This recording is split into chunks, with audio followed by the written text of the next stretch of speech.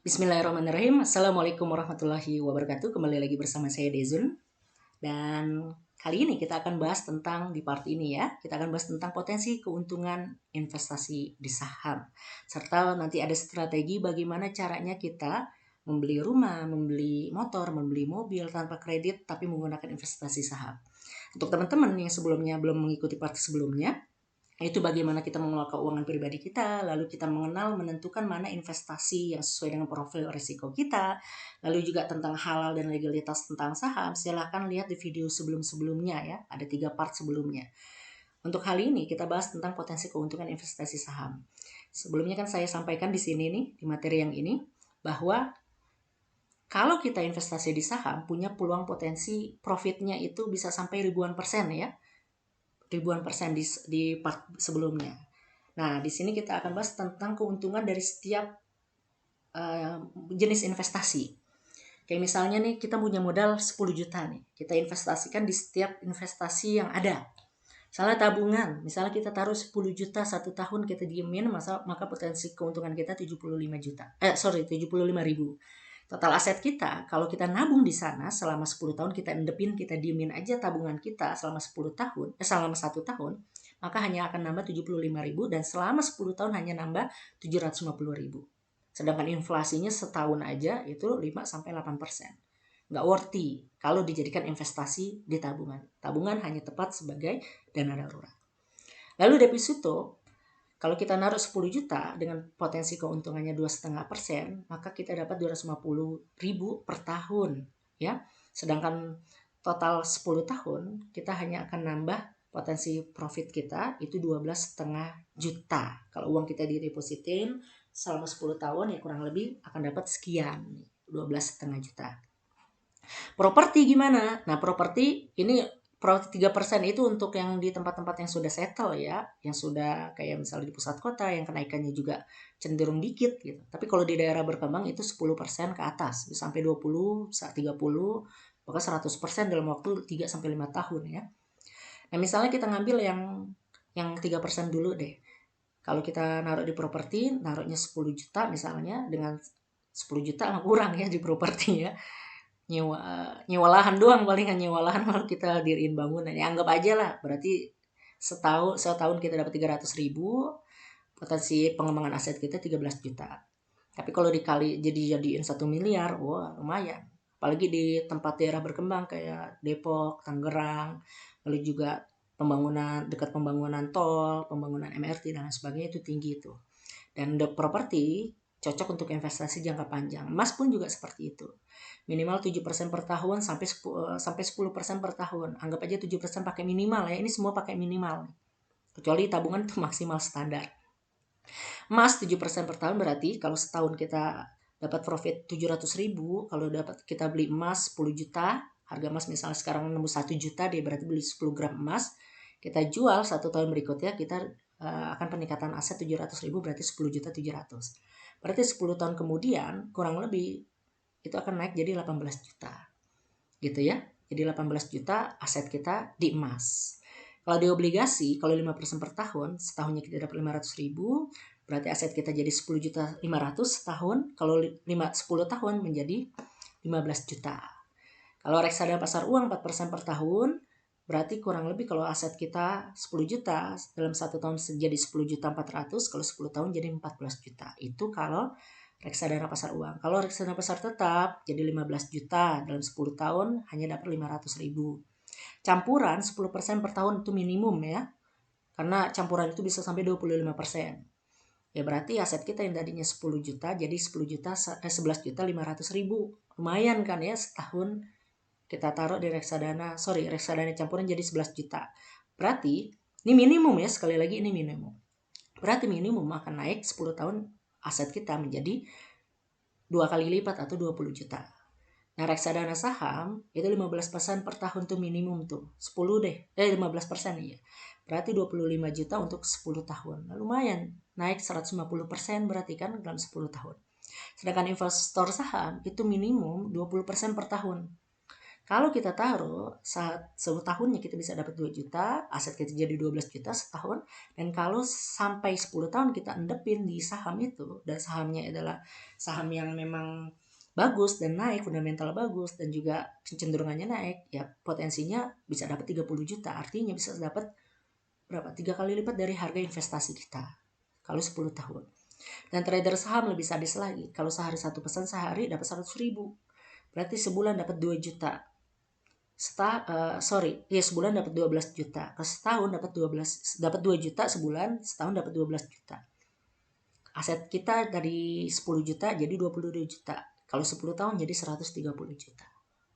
Nah, jadi lumayan kan, reksadana sahamnya aja udah lumayan, investor sahamnya lumayan banget, trader saham banget lumayan. Makanya banyak akhirnya orang-orang itu berinvestasi dan juga menjadi seorang trader di saham. Selain halal, legal, aman, maksudnya aman itu tidak mungkin ada kecurangan data gitu ya, tapi menawarkan profit yang sangat besar. Tapi tetap di balik profit yang besar ada risiko yang besar juga, karena ada prinsip high risk high return gitu ya. Nah, ini kita lihat nih grafik IHSG. Dalam 10 tahun, IHSG itu naik 74,2%. Artinya kalau dirata-ratain setahun itu naik 17,9%. Itu IHSG ya, campuran semua saham, ada yang naik, ada yang turun, dan lain sebagainya.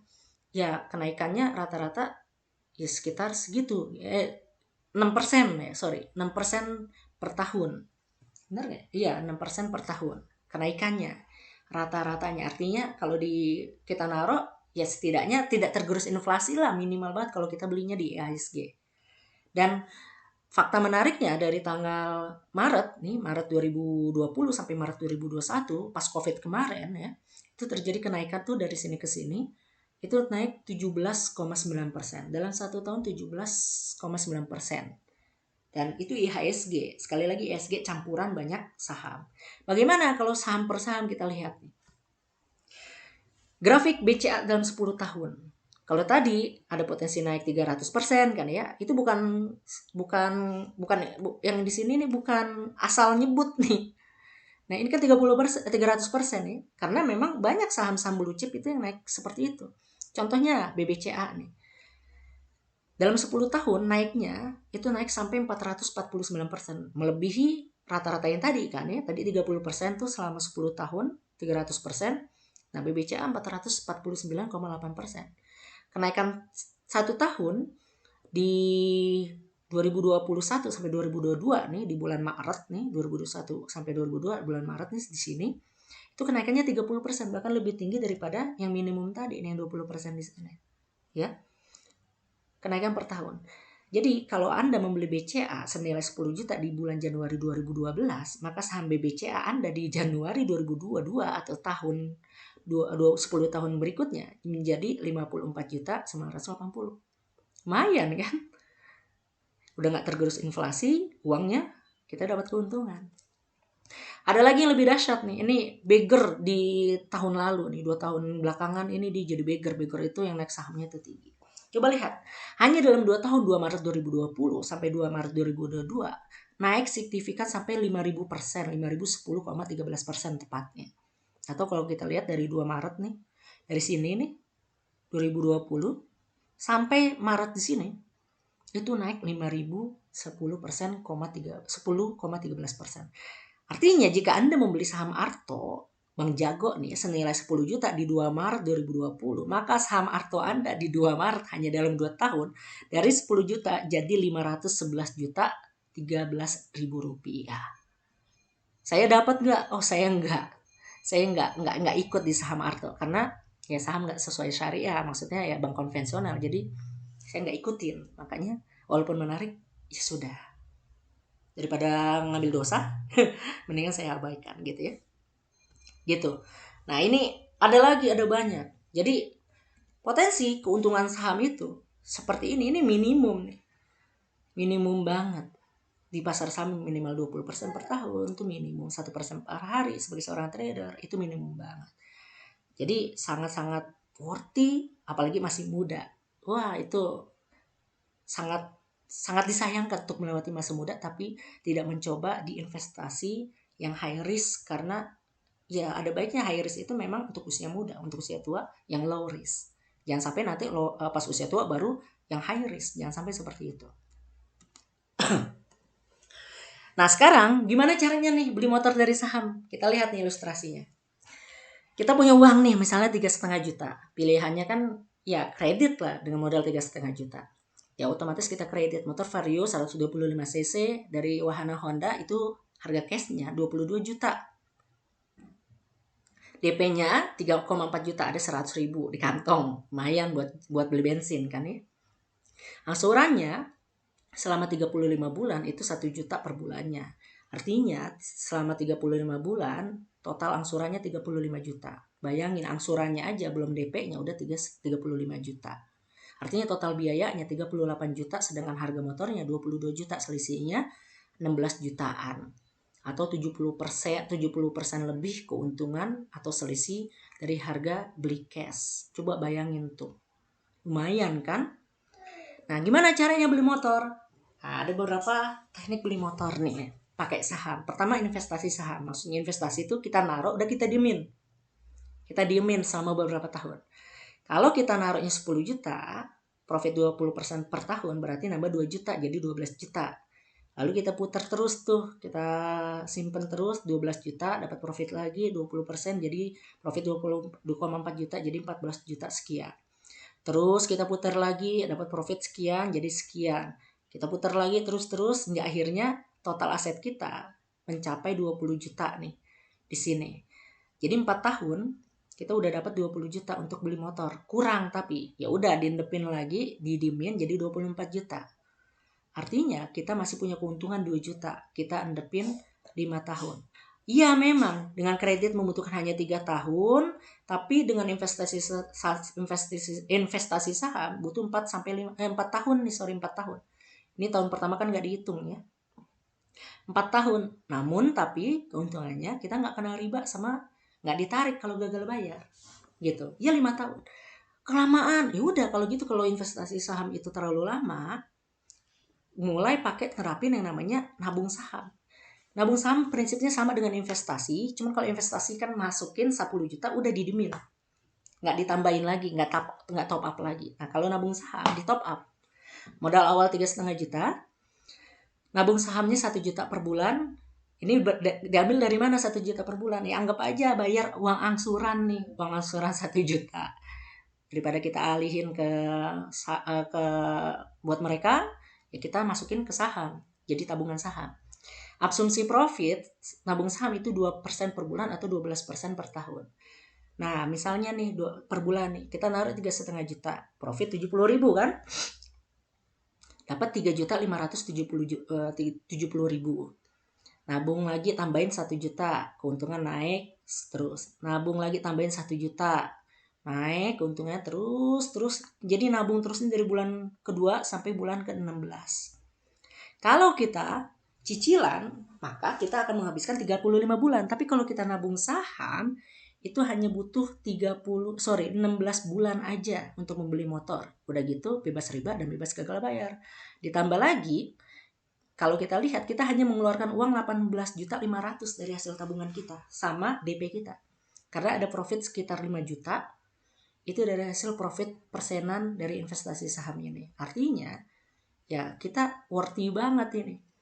Worthy banget untuk nabung saham untuk beli motor. Ya. Lalu kalau mau lebih cepat lagi, kelamaan 16 bulan, coba dengan cara trading saham. Modal 10 juta dengan kedisiplinan trading 1% per hari selama sebulan anggap aja 20 hari lah ya. Berarti kalau kita tradingnya hariannya dapat 100.000 berarti dan sehari dapat 60.000 ya, dengan biaya brokernya 6,4%, berarti untung kita segini nih. Berarti dapat sekitar berapa nih? 1.200.000 per bulan. Dengan cara 60.000 kali 20 ya. 1.200.000 per bulan. Total aset kita jadi naik jadi 11.200.000 per bulan. Kita putar lagi dapat profit segini seharinya 67 juta, sebulan jadi 1 juta sekian, nambah lagi. Kita putar lagi, terus nambah lagi, putar, dan jadi 7 bulan aja kita sudah cukup untuk membeli motor. Trading selama 7 bulan, sehari 1% profit itu hal yang mudah banget untuk trading 1% itu. Pasti gampang itu 1% itu. Tinggal nanti mengendalikan psikologi tradingnya aja. Karena yang menjadi masalah itu adalah nafsu kita, greedy kita. Oh 1% kurang nih, adalah 2%. Ya tunggu dulu, masih pengen naik nih jadi 5%. Akhirnya nggak dapat 1%. Itu kalau kita 1% per hari. Sangat mudah, sangat mungkin sekali itu untuk bisa didapat. Gitu ya. Jadi bisa beli motor dengan trading saham hanya bermodal 10 juta dan hanya 7 bulan. Modal nikah bisa nggak? Bisa. Misal punya uang baru 5 juta. Target modal 35 juta. Pakai nabung nih, misalnya kita nabung sendiri nih. Berarti butuh berapa bulan? 60 bulan. Kalau kita tabungannya sebulan itu 1% atau 500 ribu. Berarti butuh 60 bulan nih untuk bisa dapat 35 juta. Kalau pakai investasi gimana? Oh 5 juta diinvestasiin ke saham. Oke, dapat sekian. 5 juta tahun pertama, profitnya cuma 1 juta, 20%. Lumayan lah ya 1 juta 20%. Asetnya jadi 6 juta. Ini nggak ditambah ini. Udah diputar-putar terus, butuh 11 tahun. Ya, lama sih. Tapi kan ini modalnya 5 juta. Dan nggak kita tambah-tambah lagi untuk bisa dapat 37 juta selama 11 tahun. Dengan investasi saham dengan modal 5 juta, Anda membutuhkan 11 tahun. Iya, memang 11 tahun. Tapi meski lama, tapi Anda dapat menggunakan uang yang lain. Nggak perlu nabung lagi untuk keperluan Anda yang lain. Misalnya untuk investasi yang di tempat lain kah? Atau untuk pengeluaran yang lain kah? Jadi 11 bulan. Jadi kalau usia Anda sekarang misalnya 20 tahun, ya 31 tahun nikah dengan investasi saham yang duitnya nggak dikemana-manain. Gitu ya. Tapi kalau pakai modal nikah gimana? Modal nabung nikah dengan sistem, kalau nabung doang kan kita nggak dapat apa-apa tuh, malah cenderung berkurang uangnya karena inflasi gitu ya. Nah coba nabung saham dengan konsep yang sama seperti motor tadi, modal 5 juta lalu uang nabung bulanannya itu ditambahin buat top up selama setiap bulan itu 500 ribu. Jadi misalnya 5 juta nih, profit 100 ribu, jadi 5 juta 100 ya, ditambah uang 500 ribu. Salah ini sepertinya, sebentar. Benar ya. Ini maksudnya 5 juta, sebulan 500 ribu, berarti kan setahun itu ada terkumpul 6 juta ya. Terkumpul 6 juta. 6 juta yang tadinya 5 juta 100 jadi 11 juta 100. Profit lagi sekian, dapat lagi, asetnya nambah lagi. Nabung selama sebulan 500 ribu, setahun nambah 6 juta lagi jadi 17 juta. Terus hingga akhirnya menjadi 30 juta dan 38 juta di endingnya. Jumlah profit tabungan kita 35 juta. Jumlah tabungan yang kita butuhkan 35 juta. Jumlah profit kita itu 3 juta nih, profit kita. Total aset kita jadi 38 juta. Jadi modal nikah untuk menabung dan menabung di bank dan menabung di saham sama-sama membutuhkan 5 tahun. Tapi menabung di saham Anda mendapatkan profit 3 juta. Gitu ya. Nah, kalau pakai trading gimana? Kalau pakai trading 5 juta itu dipakai buat trading aja. Sehari 50 ribu dapatnya tuh persentasenya 1%. Lalu sebulan profitnya itu 600 ribu. Lalu menjadi 5 juta 600. Terus diputar lagi selama 18 bulan menjadi 38 juta 400. Modal nikah dari menabung di bank membutuhkan 5 tahun. Untuk mendapatkan modal nikah 35 juta dari hasil trading hanya membutuhkan 18 bulan plus untung 3 juta 400-an. Nah, tinggal pilih deh tuh mau pakai yang mana ya. Beli mobil bisa nggak? Bisa. Misalnya beli Avanza, mau kredit Avanza CVT 1,3 1300 cc. Harganya 230 juta. Sumbernya dari auto.com ya. Modal 50 juta. Nah, DP-nya itu 35 juta nih. 35 juta dari sekian. Kita punya tabungan sekitar 14 jutaan ya. Sekitar 14 jutaan. Angsurannya 5 juta 400 per bulan. Total angsuran selama 60 bulan atau sekitar 5 tahun ya. 5 tahun itu 324 juta. Total biaya DP plus angsuran 60 bulan itu 359 juta atau selisih 129 juta atau mendekati 130 juta. Selisihnya 56% nih. Lumayan kan? Nah, beli mobil pakai investasi saham gimana? 50 jutanya diinvestasiin dan diindepin selama 10 tahun. Kita lihat nih. Selama 10 tahun yang tadinya 50 juta aset kita menjadi 300 90 juta. Iya, lebih lama memang 5 tahun dibandingkan kita nyicil. Tapi setidaknya kita bisa gunain uang kita yang lainnya untuk keperluan kita, dan kita juga bebas dari riba dan bebas gagal bayar. Kalau mau lebih cepat lagi dengan cara uang angsurannya itu ditabungin terus sama seperti sebelumnya. Modal awal 50 juta, nabung sahamnya 5 juta per bulan. Karena pakai yang di sini nih ya, angsuran 5.400.000, kita pakai 5 juta aja. Atau 60 juta per tahun. Artinya dengan nabung saham, kita bisa beli mobil seharga Avanza tadi 230 juta di tahun keempat nih, tahun ketiga atau tahun ketiga atau keempat. Ya, tahun ketiga atau keempat. Dengan total tabungan kita, aset kita pada akhirnya adalah 300 jutaan. Jumlah tabungan yang kita tabung itu 230 juta, profit dari sahamnya 120 juta, totalnya 302 juta. Artinya kita membutuhkan 5 tahun untuk membeli mobil Avanza senilai 230 juta, dengan nabung saham membutuhkan 4 tahun, lebih cepat, dan kita punya keuntungan yang lebih besar, dapat 300 juta atau dapat 70 juta. Bisa upgrade ke mobil bukan yang cc-nya 1300, bisa mungkin jadi Veloz mungkin, atau yang cc-nya 1500 Avanza, ya. Lalu kemudian kalau trading saham gimana? Sama dengan konsep yang sebelumnya. Modal 50 juta, trading sehari 1%, sebulan dapat 6 juta, diputar terus hingga akhirnya selama 16 bulan dapat 306 juta. Dengan trading membutuhkan 5 tahun, dengan kredit membutuhkan 5 tahun membeli Avanza, dengan trading hanya membutuhkan 16 bulan atau sekitar 1 tahun 4 bulan. Lebih cepat. Jadi pilih yang mana? Silahkan ditentukan. Pilih resikonya masing-masing. Beli rumah gimana terakhir? Nah, kalau kita pengen beli rumah, misalnya rumahnya harganya 500 juta nih. Kita pengen kredit ya 20 tahun misalnya, 500 juta kan lumayan ya. Minimal pendapatan ya sekitar 10 juta lah. Kita lihat nih modal kita untuk beli rumah 100 juta. DP-nya 50 juta, 10% dari harga. Lalu biaya lain-lain 51 juta, total biayanya itu dengan angsuran per bulannya 4 juta. Sekian, total angsurannya 1 miliar. Angsurannya aja 1 miliar. Ya, angsuran 1 miliar dengan total biaya angsuran ditambah pajak ditambah DP total 1 miliar 143 juta. Nah, kalau kita angsur nih selama 20 tahun, itu selisihnya harganya 500 juta 1 miliar 1,1 miliar dikurang 500 juta itu 129%. Wajar nggak? Ya sedikit wajar. Soalnya kenapa? Soalnya kan kenaikan properti apalagi di daerah-daerah kayak seperti Depok itu bisa sampai 10% per tahun. Ya anggap aja jadi 10% per tahun. 10 tahun berarti 100% ya. 100% per tahun. Kemungkinan ya harganya mungkin segini, mungkin 100% selama 20 tahun nih. Nah, selisihnya 29% ini yang bisa kita ambil. Itu kalau kita beli cash. Beli cash misalnya 1 miliar nih ya, 1 miliar. Tapi kalau kita ngangsur nih misalnya, kita akan kaget nih. Baru 24 bulan kita ngangsur, kita akan kaget ternyata uang angsur kita nih dari total angsuran kita. Dari total angsuran Anda 24 bulan, yaitu sudah 104 juta dari total segini nih. Udah 140 juta. Namun sisa pinjaman Anda masih 434 juta.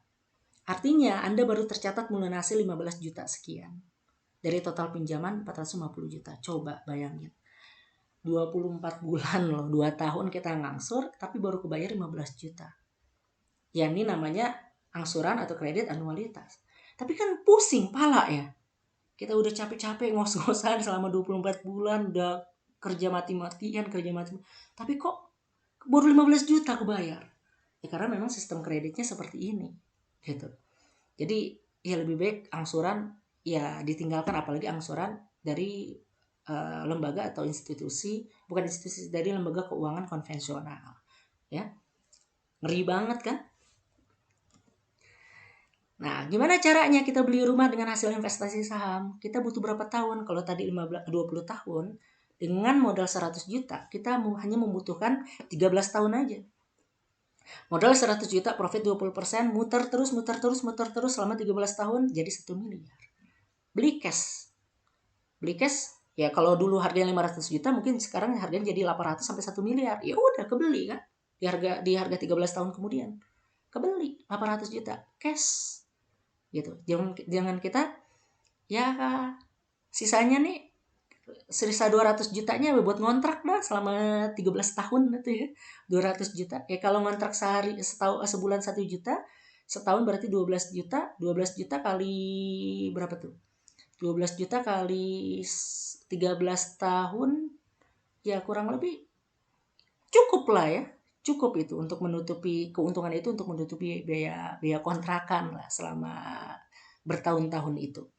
Harga rumah di Depok misalnya 500 juta, harga kenaikan rumah 10% per tahun, harga rumah 20 tahun mendatang 1 miliar, sekitar segitu maksimal lah. Dengan kredit membutuhkan 15 tahun untuk melunasi rumah 1 miliar, dengan investasi hanya membutuhkan 13 tahun. Bebas riba dan bebas gagal bayar. Atau kalau memang kita pengen tetap angsuran, ada uang lebih untuk mengangsur dan ngontrak gitu ya. Ya alangkah baiknya pakai sistem nabung saham seperti ini. Modal awal 100 juta nabung saham, dari angsuran ini kan 4 jutaan. Kita masukin ke saham nih 4 juta per bulan. Berarti setahun ada 48 juta tuh. Masukin 100 juta di tahun pertama, profit jadi 120 juta. 120 juta ditambahin 48 juta. Di tahun berikutnya dari hasil nabung saham 48 juta. 4 juta per bulan di tahun sebelumnya. Naik, profit lagi, tambahin lagi 48 juta per tahun tabungannya. Terus, dan ternyata hanya membutuhkan 8 tahun untuk mendapatkan 1 miliar. Jumlah tabungan kita kalau di total hanya 436 juta loh. Dan jumlah profit kita dari saham 666 jutaan. Hampir 667 juta. Untungnya gede. Total aset kita jadi sekian. Dengan kredit membutuhkan 20 tahun, dengan nabung saham hanya membutuhkan 8 tahun, tentunya bebas riba dan bebas gagal bayar. Menarik kan? Nah, lalu kemudian yang terakhir, trading, beli rumah dengan trading saham. Modal 100 juta, profit 1 juta sehari 1%. Dapat 600.000 sehari netnya. Sebulan dapat 12 juta berarti. Jadi 112 juta. Putar terus selama 22 bulan, ternyata hanya sekitar 2 tahun kurang 2 bulan udah jadi 1M200. Dengan kredit membutuhkan 20 tahun untuk melunasi rumah, dengan trading saham hanya membutuhkan 22 bulan. Coba bayangin. Mungkin nggak, sangat mungkin banget orang 1% sehari itu gampang banget.